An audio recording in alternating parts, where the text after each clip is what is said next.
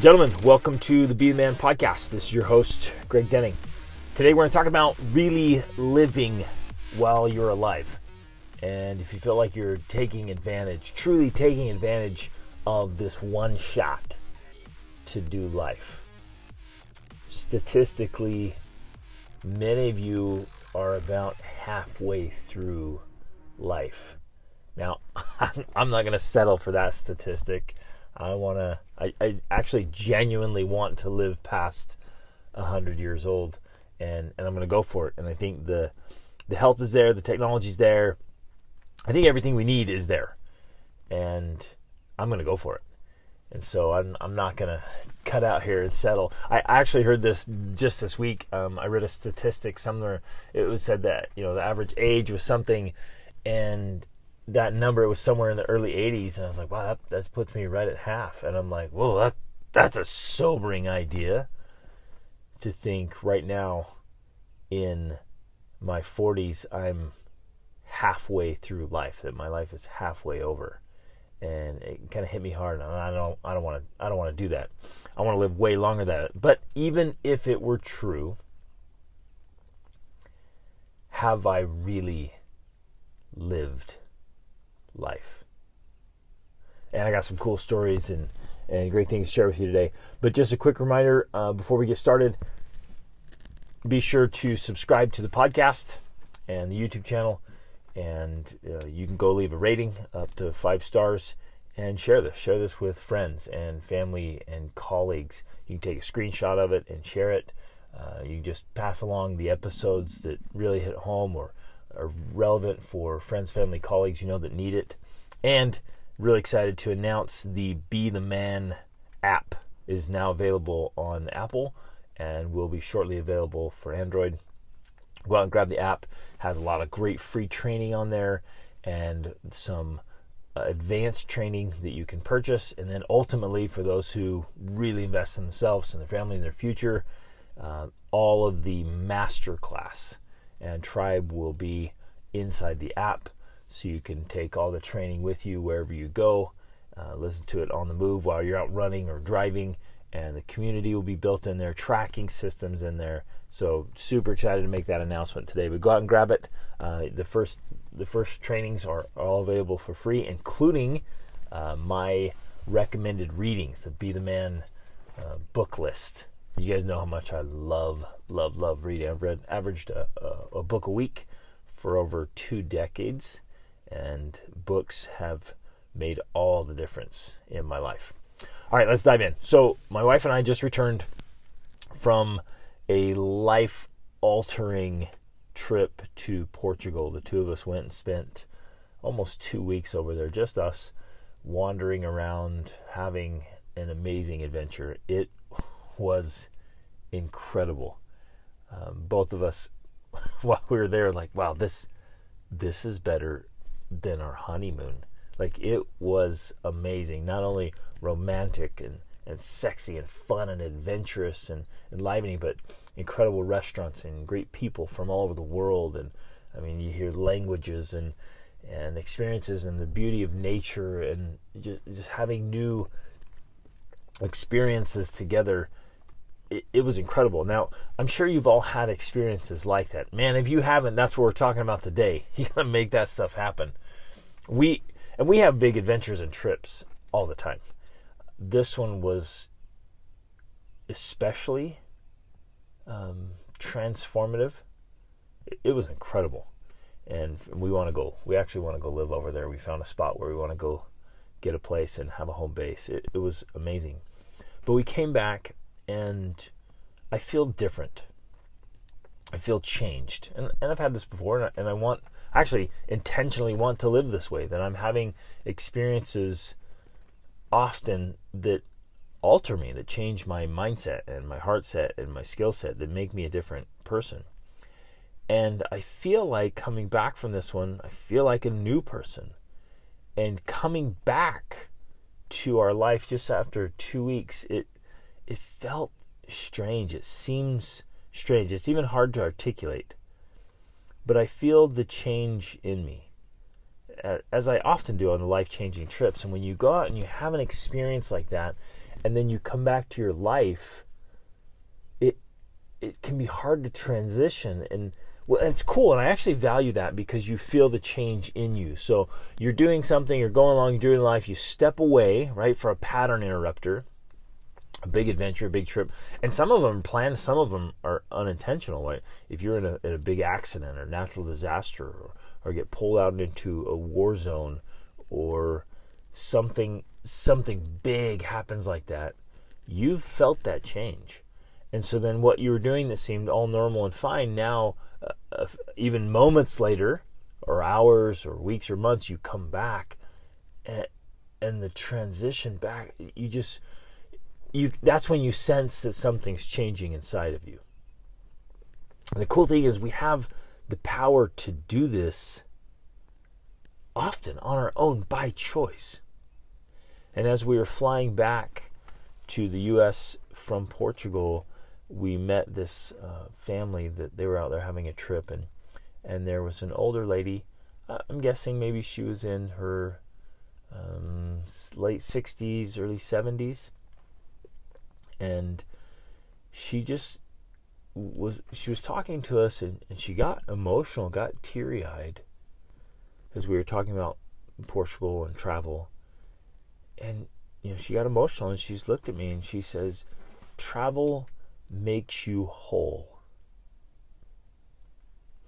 And it was beautiful, and it was simple and powerful, and she was trying to articulate that feeling. And it's the same for me. I'm not sure I can even articulate well what I'm trying to express here, but in essence, what she's saying for her is that the getting out and having these experiences, all the novelty and change and beauty and wonder and connection and challenge and adventure, all of it together, it makes you whole. It feels something inside of you.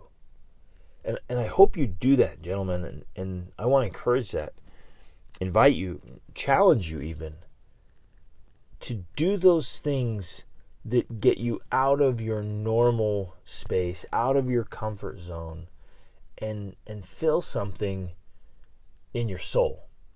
And when you get out like that, man, there's science behind all of it, but mentally, it's so mentally stimulating. And then, of course, it stimulates the soul. It's spiritually stimulating, and physically.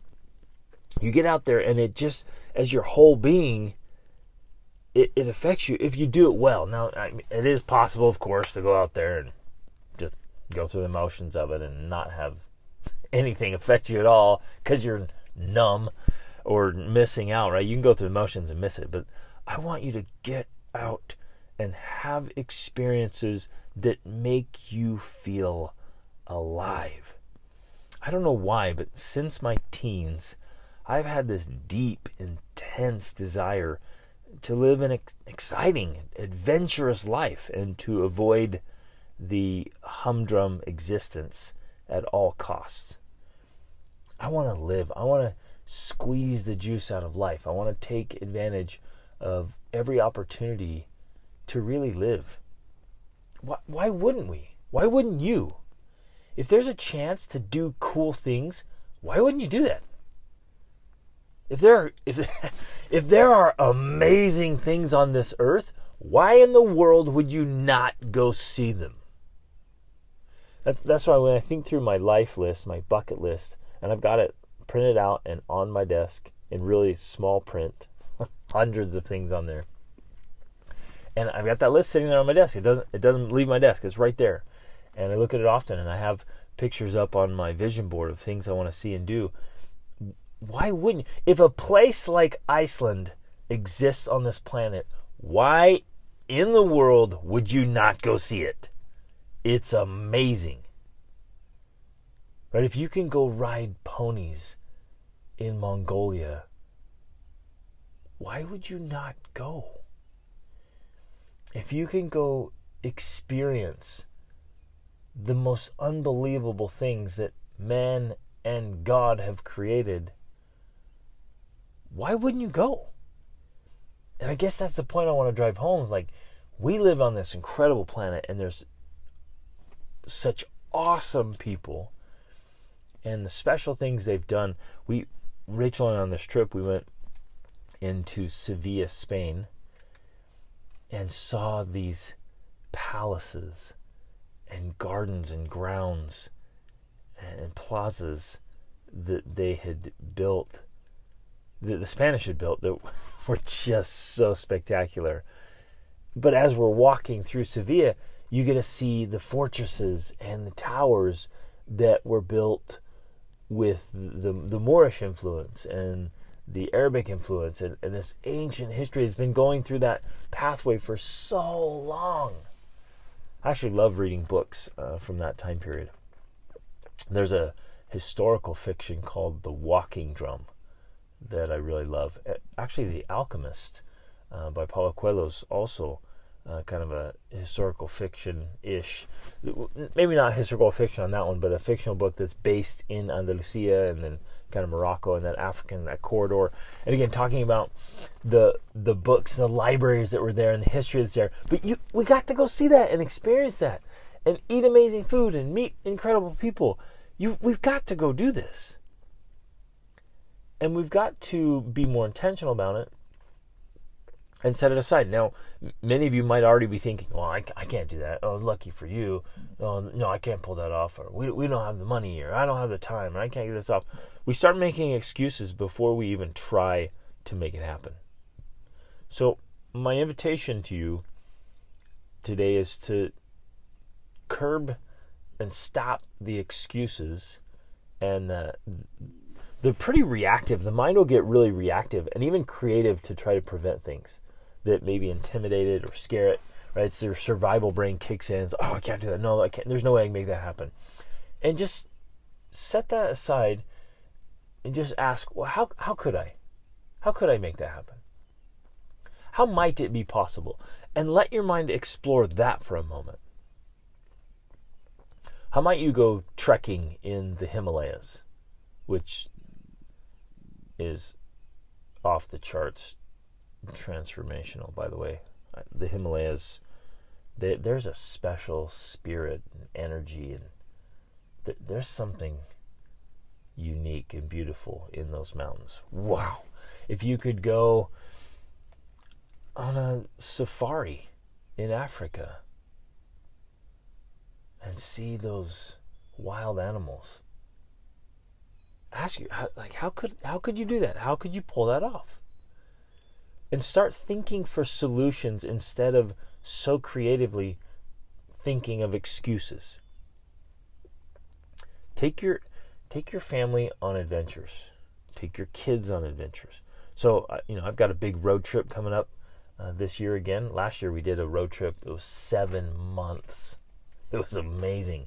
Did the full length of Mexico and Guatemala, and then coast to coast in the U.S. We're going cross country again this summer. There's so many cool adventures on a road trip. It's such a blast. And then my two teenage sons and my teenage daughter have all committed with me to, and I want them to pay their own way to figure that out, because there's a journey in that. There's an experience and a transformation in that if they earn their own way and train for it, because pick something big that you all have to train for and prepare for. Man, that creates a transformation in getting ready and then going and having experience. So those three have committed with me to go climb Kilimanjaro and do safari. So we're heading over to do that in several months. That's going to be epic. Whoa, that one has been on my list and on my vision board for a while, and now we're going to try to make it happen this year. But and again, you can do big things like that, but you can do small things. Just a few days ago, we went. My kids love. I taught them all how to do like tumbling stuff and standing back tucks and just fun things. They love that. So they wanted to go to a trampoline park right when Rachel and I got back from Portugal, and so we went as a family and just all out wild. It was amazing, and we're in there. We're all just doing flips off the walls and the coolest tricks, and having this particular park had these jousting. You get up on a beam and you joust with each other into a foam pit, and they actually had a mechanical bull you could try to ride, which was incredibly difficult. We all did that, and we jousted and did the flips and tricks and trying all kinds of new things. It was an absolute blast, right? Just going crazy for an hour and a half in there. And you create that memory and have fun, so you can have small adventures all the time. And even those, right? It's like kind of the micro level and the macro level. The macro is like Kilimanjaro, and the micro is these little adventures. Whatever, you hit the water park, or you're just going to the park and playing all kinds of different sports. Just whatever you're doing. And you can do this physically. These are big physical things, but you can do it mentally as well, and engage in activities and discussions and games that are funny, and create memories, right? And live while you're alive. We don't have to just settle for a humdrum existence. I also do lead trips for men, right? The men camp, and I've got one coming up here in less than 2 weeks. And that particular one is around firearms training, emergency medical training, Krav Maga self-defense training. Man, it's just going to be awesome. So cool. And then I got another one coming up in a few months. We're actually going to get into some slot canyons along the near the Utah-Arizona border there. All kinds of canyons that have been cut out over the millennia that are so cool. You rappel through those. We're going to go do another trip like that. And I lead adventures for youth because I have youth, right? And we take families and go out and do epic stuff around the world. But we just have to live. Now, many of you have heard of John Goddard. This guy was so inspiring to me.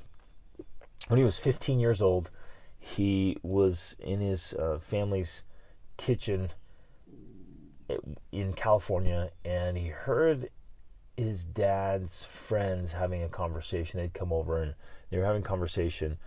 And so, it puts them maybe around your age and my age.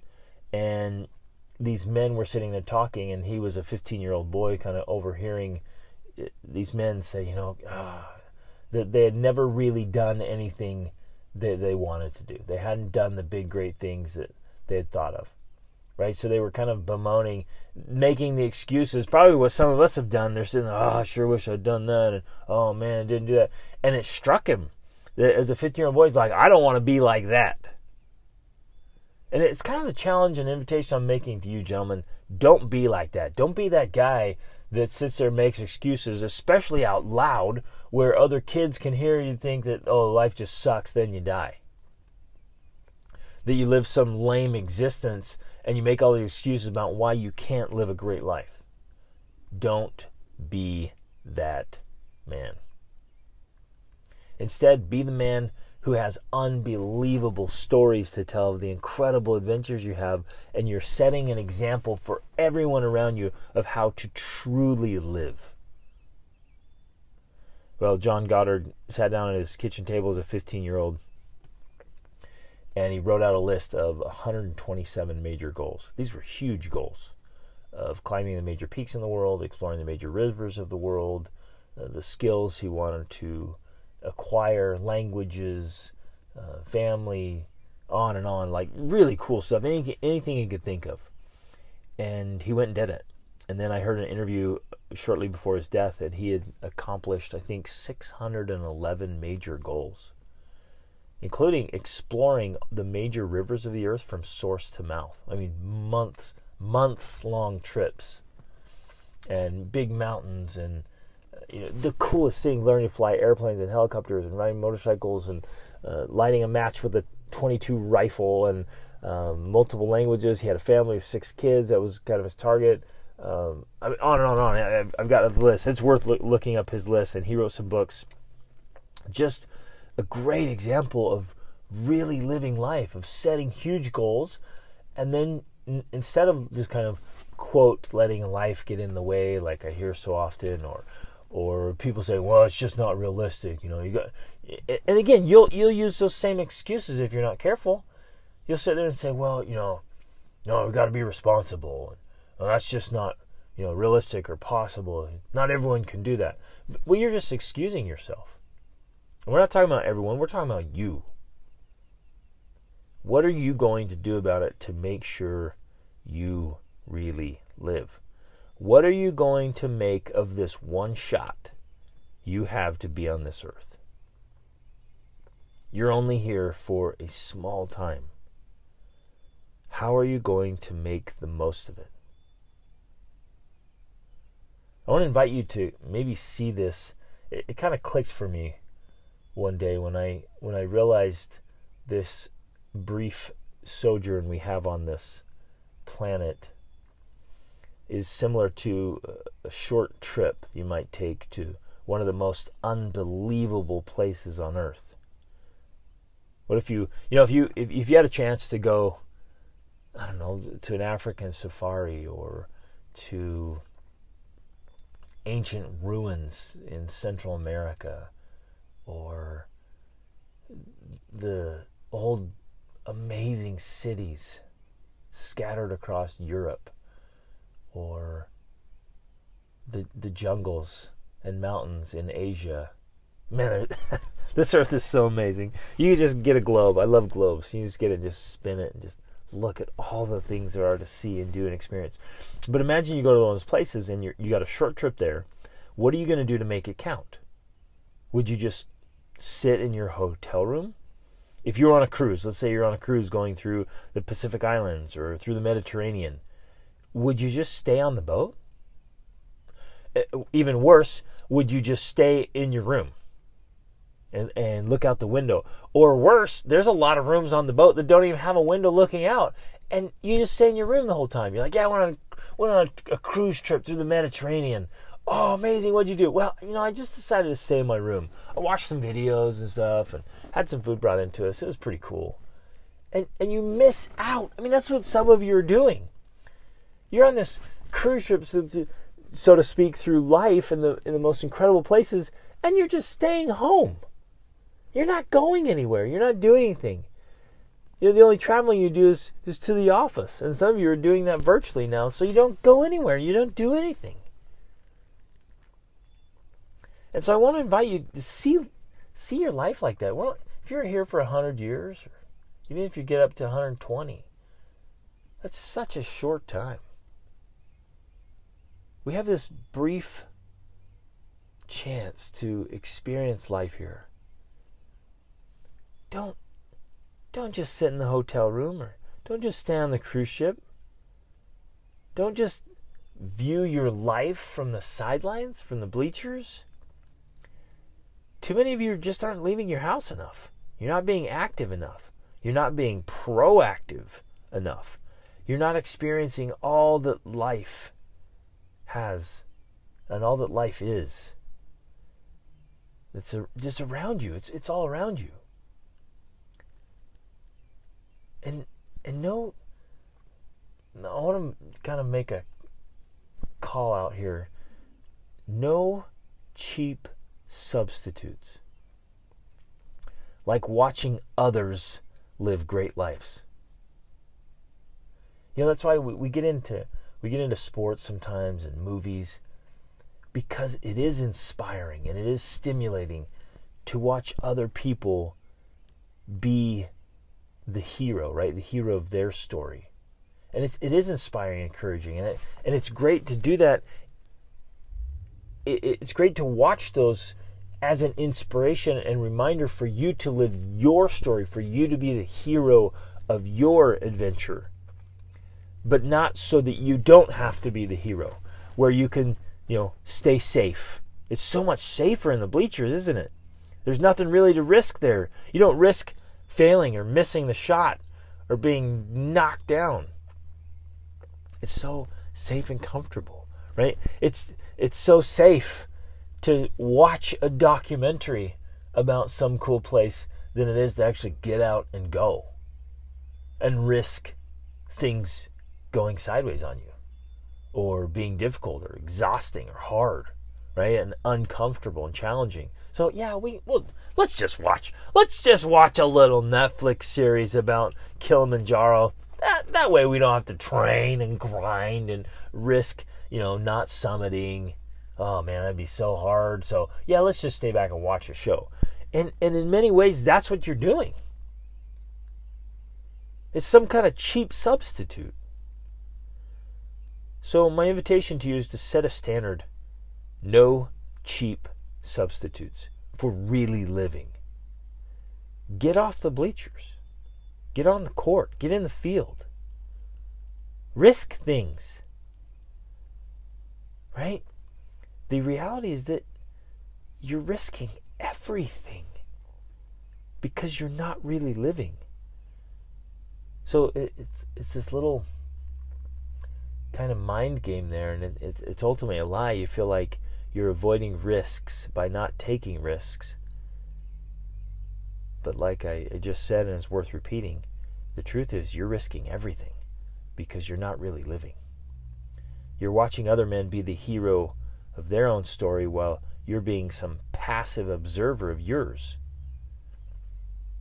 And these cheap substitutes, it's like starving to death with a full stomach. I remember years and years ago reading this story that I think it happened in the early 70s. There was a massive winter storm in the Rocky Mountains, and all the deer came down, and they were starving. And the farmers were like, these deer are going to starve. They're not going to survive through this winter because there was so much snowfall. And so they decided to throw out some of the hay they had in their barns to help the deer survive. And so they put out the hay. The deer came in, ate it all up, and then they died. And they starved to death with full stomachs because the hay just was empty. There was no nutritional value for these deer. So they died of starvation with full stomachs. And man, there's a lesson there for us, gentlemen. And that's what happens with a cheap substitute. And it's true literally, like of the cheap substitutes we call food that we're putting in our bodies that aren't food at all, and there's hardly any nutritional value. In fact, they're often packed with poisons that are slowly killing you. But that's true as well with life. You might tell yourself you're actually living, I'm really feeling things, this is great. And it's a cheap substitute. You're watching life instead of living life. You're talking about living instead of actually doing it. You choose the lesser risk because the big one intimidates you too much. But you tell yourself, we're doing great things here. This is awesome. When you know, and perhaps you're the only one who knows, that you only chose that because you're afraid of doing the bigger thing. I challenge you to live so that you don't, at any point in your life, especially at the end of your life, but we got to stop way before then and take inventory. You don't live with the horrors of a half-lived life. This is a quote from Moby Dick by Melville, and he said, "For as this appalling ocean surrounds the verdant land, so in the soul of man there lies one insular Tahiti, full of peace and joy, but encompassed by all the horrors of a half-lived life." That's exactly what I've been talking about. You might have this little island of peace and joy, this little island of fun and safety and comfort and engagement, right? At a little teeny local level. But it's surrounded, it's encompassed by the horrors of the half-lived life. And only you can know that. But you can have this teeny little island. In fact, you could even have a pretty big island and still be encompassed by the half-lived life. And so you have to know, you have to assess, are you really living? Are you really trying? Only you can know if you put in a full effort or not. Or if you spent way too much time staying on the boat or watching from the window. If it was just, more comfortable, more convenient to let other people take the risks while you watch. To avoid putting yourself out there because, there's a chance you might fail. There's a chance you might get hurt. There's a chance it might be hard. Ooh. And those cheap substitutes, even anyway, maybe it's not even cheap substitute. there's a lot of that happening. Maybe you move beyond that and you're playing, but you're still playing small. And you'll know that. You'll feel it.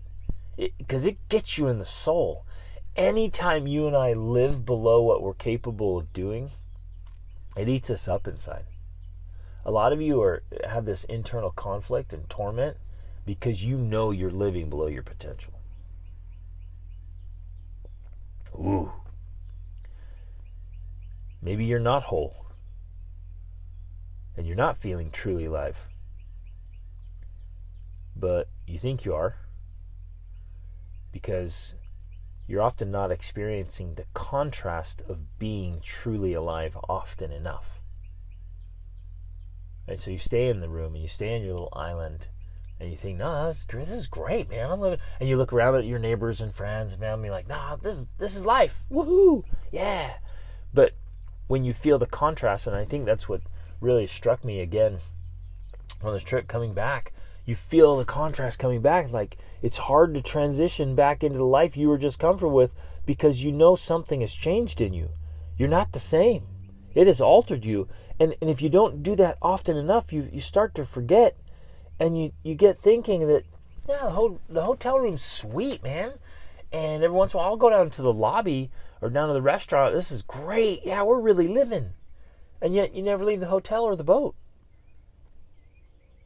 Actually, I really like this metaphor. It's like you're in your cruise ship room. You stay in there. Every once in a while, you go out and have a real great adventure on the boat, right?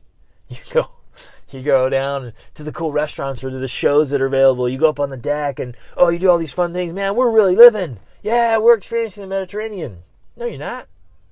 You just think you are. You're telling yourself you are. Or even, and this is particularly true with cruise ships, you get often experience just this little kind of manicured spot. We've lived and traveled extensively through multiple places in the world where we realize by being there, and you can only see it by being there. I remember one place particularly in the Dominican Republic. We lived on that island and that part of the island, and so we experienced all of it. We traveled, really got in with the locals and the whole area. And we went to this one spot, and they had, the cruise line companies had manufactured this town. And it was this like fake town they'd put up to make you think like, oh, this is what it's like. So the cruise ships all come in, they dump out, they go through this town, they do all the shopping, they see it, and they're like, this is amazing, what a cute little place. And it was this total facade. It was like 2 streets deep along this little runway of the water, and it was complete opposite. It was just fake. It was a total facade. And if you'd ventured a little bit beyond that, you would have seen what it was really like. But most people didn't. They had the little things, took their little tours, their nice little stuff, and they leave thinking, yeah, that's sweet, man, I've been to DR. And if those who live there are like, no, that's not it at all. That was completely manufactured. And we're experiencing things like that. This little manufactured existence. I don't know about you, but I don't want to live that way. I want to be truly alive. It's as though you're in this walking coma for some of you, and you don't realize you're comatose. So in what ways are you perhaps living the half-lived life? As everything I've seen and experienced traveling around the world, working with thousands and thousands of people closely, really diving deep into the human experience and psychology and sociology. I know this is bold, but I believe it. Most marriages are half-lived at best. How's yours? And again, if you don't, this is the greatest problem for all of us, is we don't know what's possible. Right?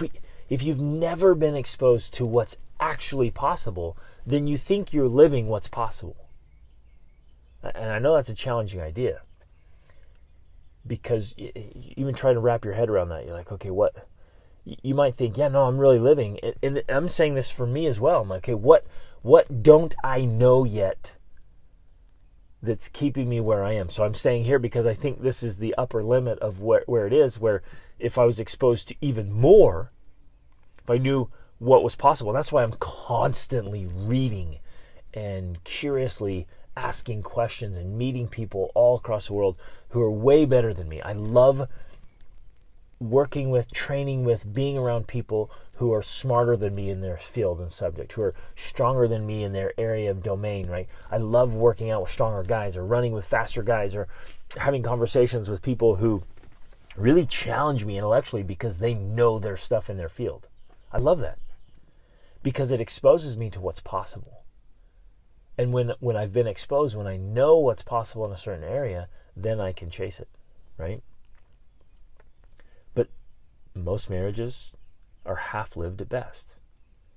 Most parenting is half-lived. In fact, my wife and I had a poignant conversation. We love working with parents. We love it. We do coaching together, really around family life and parenting, parent and marriage. It all comes up, but parenting comes up a lot. And when you talk to people and understand what's happening, you realize poor parenting is the cause of most of the problems on this planet. And yes, I realize that's a bold statement. When you think about that, from tyrants and dictators to criminals and just all the problems that are happening, most of it stems back to parenting, crappy parenting. And if parents did a really, truly, genuinely great job of loving and connecting and teaching and mentoring and guiding their children, so many of the problems, the vast majority of the problems in the world would go away with really solid parenting. I believe that. And I know you might be like, oh, I don't know, maybe not. Think about it. Chew on it. Think through that this week. How effective parenting could change everything, because it raises a person that's whole and supported and loved and doesn't have these deep holes or scars in their soul that cause them to go out and do these terrible things. Right? They've been taught correctly. Well, so parenting. Is your parenting half-lived? Most of you have half-lived energy levels and vitality. You don't have near the energy you could. You're an energy generator, but you're not generating it. You're just going along thinking, this, low energy. It's too bad. I'm unlucky. And you're not generating. You're half-lived energy levels. Most men experience half-lived spirituality, half-lived relationships, half-lived financial opportunities, half-lived business. Go through your whole life, every aspect of it, right? This is the triple trifecta inside the Be the Man Masterclass as each of these areas, and you can go through each of them, like fitness and family and finances, and then the trifecta inside of each of those, and just ask yourself, am I whole, or is this half living with my health and my mind and my body, my spirit, my marriage, my parenting, my family legacy, my income? Many of you are living a half-lived income, and your investments, they're half-lived. Right? You can go through every part of your life and really think about it. My friendships, relationships, impact. I can confidently say that most of you, if not all of you, are about half-lived on your impact and your influence and your contribution, what you could do. How about your growth? Your personal growth is, for most people, it's less than half-lived. So Melville was spot on, man. And we can go through each area of your life right now. We don't have to wait till our deathbed to look back and see which area of his life we're half-lived, and write it down. Write it down painfully and poignantly. Get it on paper where you can see it, and then come up with a plan to really live, to be whole, like that lady said it to me on the airplane. and with emotion and meaning, take each area of your life and be like, how can I be more whole? Like I was saying a moment ago, find the masters who are living all out, who are whole, who are filled, who are complete, and model them. The men and women who in their field or their specific area are living right near the top. Who are the men who are living a whole life in the area where you're living a half life? Read the books. Go to the trainings. Do what you have to do to live holy. One of my all-time favorite men models is Dietrich Bonhoeffer. There's an excellent book, multiple books on him because he lived such a great life. He was a pastor in Berlin, Germany, right before World War II. Had a chance, and he saw it. He saw it all coming. His parents were just brilliant. Great parenting right there, by the way. That's a phenomenal example of parenting. You know, there's another one. Is Theodore Roosevelt Jr. was raised by his father, Theodore Roosevelt Sr. There's a book by David McCullough called Mornings on Horseback. And in the first of that book where you really get a glimpse at his parents and the parenting and the education they gave him was top notch, world class. It was incredible. And Bonhoeffer's parents were like that, and they saw it coming. They saw the Nazi Party and the Third Reich. They saw it all coming, and they wanted to do something about it. And he had a chance to leave. In fact, he was out of the country. He got out of the country. He got an invitation to go abroad, and it all started. He didn't have to go back, but he chose to go back, to go all in, to do what he could to help his people. And he ended up participating in assassination attempts as a Christian pastor. And he had to reconcile that, this moral dilemma of like, here I am teaching about all this stuff, and yet he believed it was the right thing to do, to become a spy, to lie, and to try to assassinate an evil man. Well, just a phenomenal book. He's a great example. There's another book called The Education of a Wandering Man by Louis L'Amour. That's his kind of autobiography. Fantastic book about getting an education and experiencing life and training and preparing, mastering his skill in the face of so much rejection.